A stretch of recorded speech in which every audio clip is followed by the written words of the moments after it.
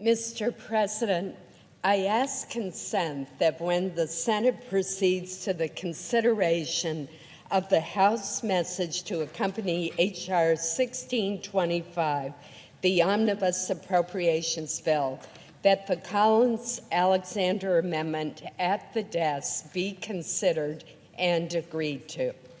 Is there objection? Mr. President, Senator from Washington. so I object to the pending unanimous consent. This has been a very disappointing moment. Senator Collins is asking to pass an amendment that would not seem to be terribly controversial. As we've heard my colleagues state this afternoon, the Alexander Murray Collins Nelson proposal would lower health insurance premiums dramatically, in some cases, for American individuals and families. This assistance would be especially helpful to the middle-class families whom Obamacare has hit the hardest. So how do my colleagues propose accomplishing this worthy goal? Through another top-down, one-size-fits-all scheme cooked up here in Washington? Nope.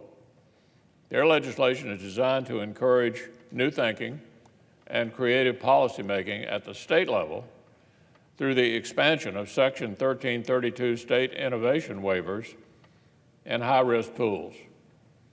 It would end the practice of silver loading, which unnecessarily costs the taxpayers tens of billions of dollars, and includes Hyde Amendment language that has been commonplace for decades, going back to the 70s, preventing taxpayer dollars from funding abortion. Apparently, that common sense provision is suddenly just a bridge too far for some of our friends across the aisle. For months, my colleague from Maine has led a bipartisan effort to bring common sense back to Americans' health care.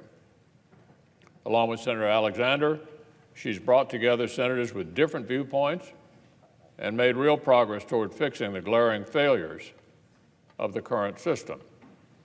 It's especially disappointing that their efforts are being blocked precisely when they stand the greatest chance of helping millions of Americans. It's not entirely surprising that my colleagues across the aisle are happy to talk the talk about lowering premiums for working families, but refuse to actually walk the walk when given a golden opportunity. But it sure is disappointing.